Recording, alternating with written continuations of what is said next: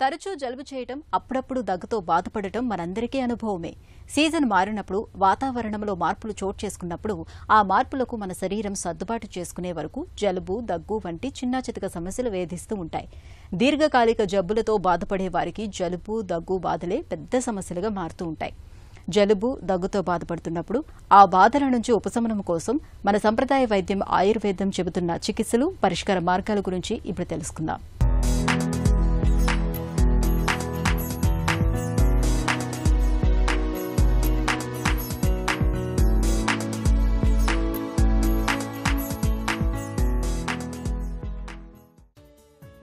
జలుబు, రొంప, పడిశం పేరేదైనా ఇది పట్టిందంటే జలగలా ఓ పట్టాన వదలదు.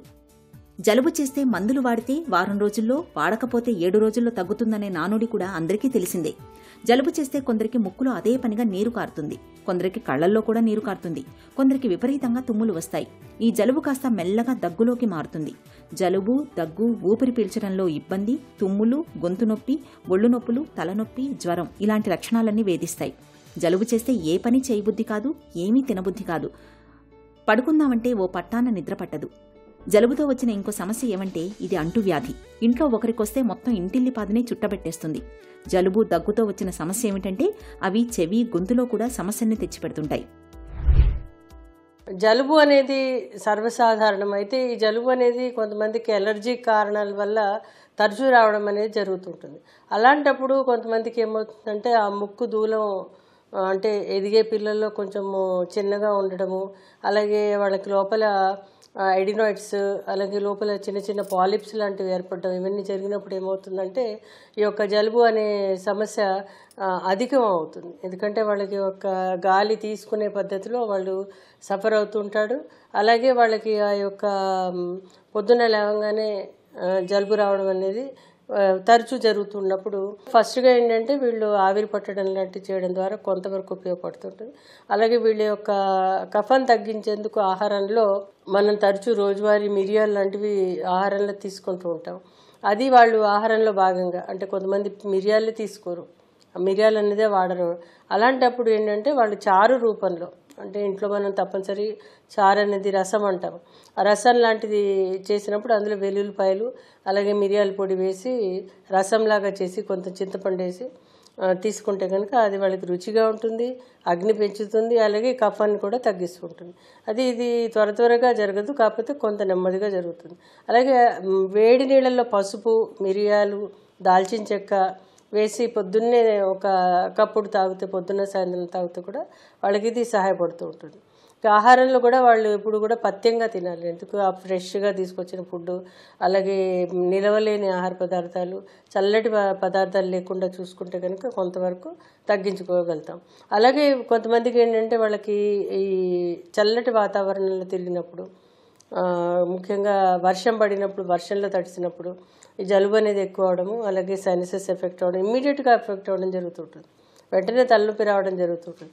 ఇలాంటప్పుడు ఏంటంటే వేడి నీళ్ళతోటి స్నానం చేయడం, అంటే ఎప్పుడైతే వర్షంలో తడిసారో అప్పుడు వెంటనే గోరువెచ్చటి నీళ్ళతో కానీ వేడి నీళ్ళతో కానీ తలస్నానం చేస్తే కనుక, అంటే వాళ్ళు ఒకవేళ తడుస్తే కనుక అది సహాయపడుతుంది. లేదంటే మామూలుగా వేడి నీళ్ళ స్నానం చేసినా కానీ వాళ్ళ శరీరానికి ఆ యొక్క ఏదైతే కఫం ఉందో తగ్గడానికి సహాయపడుతుంది.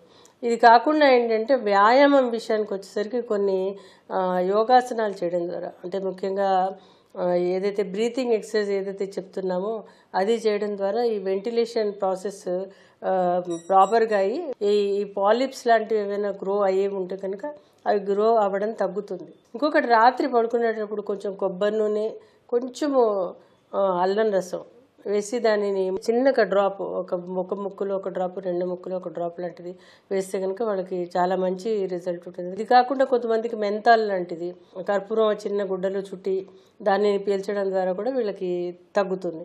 ఇలా కాకుండా కొంతమందికి ఏంటంటే వీళ్ళకి వాము అనేది మనకి ఇళ్లలో ఉంటుంది, అజ్వైన్ అంటారు.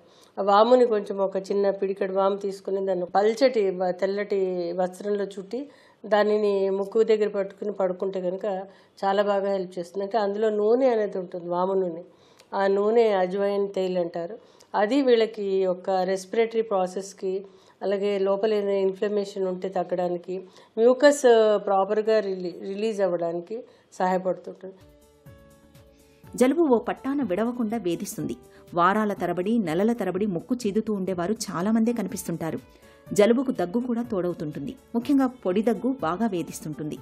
జలుబు, దగ్గు బాధల మూలంగా కొందరిలో చెవి ఇన్ఫెక్షన్లు కూడా తలెత్తుతుంటాయి. ఇలాంటప్పుడు వేధించే జలుబు, దగ్గు బాధల నుంచి ఉపశమనం కోసం ఆహార విహారాల్లో కొన్ని ప్రత్యేక జాగ్రత్తలు తీసుకోవాలి. కొవ్వు పదార్థాలు, మాంసాహారం, పాల ఉత్పత్తుల్ని బాగా తగ్గించాలి. తాజా పండ్లు, కాయగూరల్ని అధికంగా తీసుకోవాలి. చికెన్ సూపులు, ద్రవాహారాల్ని తరచుగా తీసుకుంటే మంచి ఫలితం ఉంటుంది. తులసి, మిరియాలతో చేసిన కషాయం జలుబును త్వరగా తగ్గిస్తుంది. ఓ గ్లాసు వేడి నీటిలో ఓ నిమ్మకాయ రసం పిండి 2 చెంచాల తేనె కలిపి రోజు పరగడుపున తాగితే జలుబు తగ్గుతుంది. వేడి పాలలో చిటికెడు పసుపు కలుపుకొని తాగితే జలుబు వల్ల వచ్చే ఇబ్బందులు తగ్గుతాయి. అలాగే పొద్దున్నే వేడి పాలల్లో మిరియాల పొడి, కాస్త సొంటి పొడి కలుపుకొని తాగితే జలుబు బాధల నుంచి చక్కని ఉపశమనం లభిస్తుంది. చిట్కాల విషయానికి వచ్చేసరికి చాలా రకాలైన చిట్కాలు ఉంటాయి. అందులో మనకి సైంధవ మనకి ఇళ్లలో దొరుకుతుంటుంది, అదొక 1/4 టీ స్పూను. తాళిసపత్రి అనేది దొరుకుతుంటుంది, అదొక 1/4 టీ స్పూను. యాలకులు, లవంగాలు ఇది ఒక 1/4 టీ స్పూను. అలాగే దాల్చిన చెక్క ఒక 1/4 టీ స్పూను.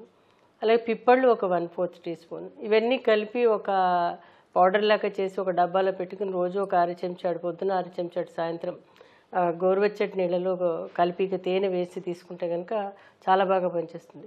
లేదా అంటే వాళ్ళు కషాయంలాగా కాచి, అంటే ఈరోజు టీ అని చెప్తున్నారు, అది కషాయంలాగా కాచి తీసుకుంటే కూడా చాలా బాగా పనిచేస్తుంది.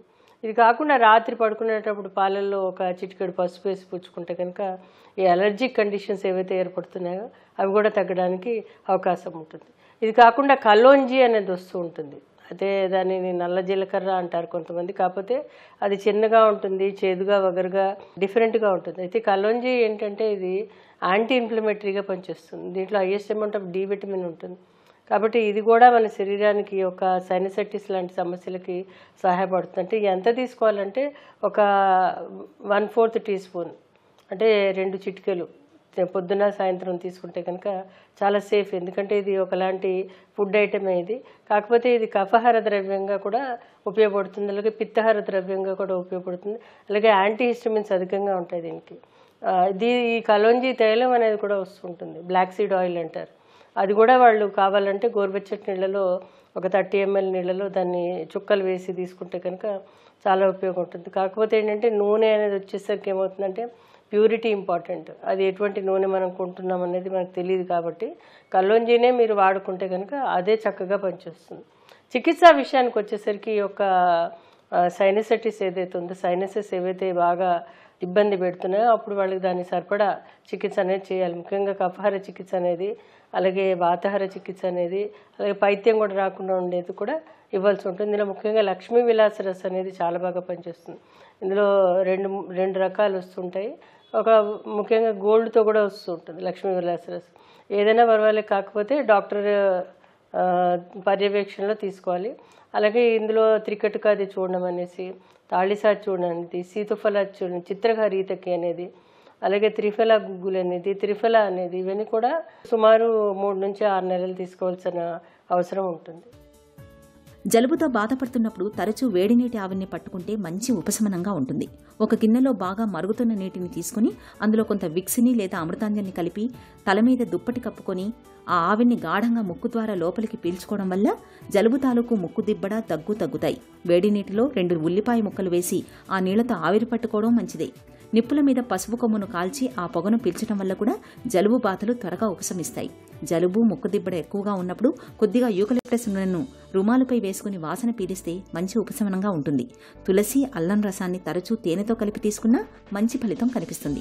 అయితే జలుబు కారణంగా చెవిలో పోటు వస్తున్నా, జ్వరం లాంటిది వచ్చి శరీర వేడి 102 డిగ్రీలకు మించి ఉన్నా, శ్వాస తీసుకోవడంలో బాగా ఇబ్బంది పడుతున్నా, 3-4 రోజులైనా గొంతు నొప్పి తగ్గకుండా వేధిస్తున్నప్పుడు ఆలస్యం చేయకుండా వెంటనే డాక్టర్ని సంప్రదించాలి.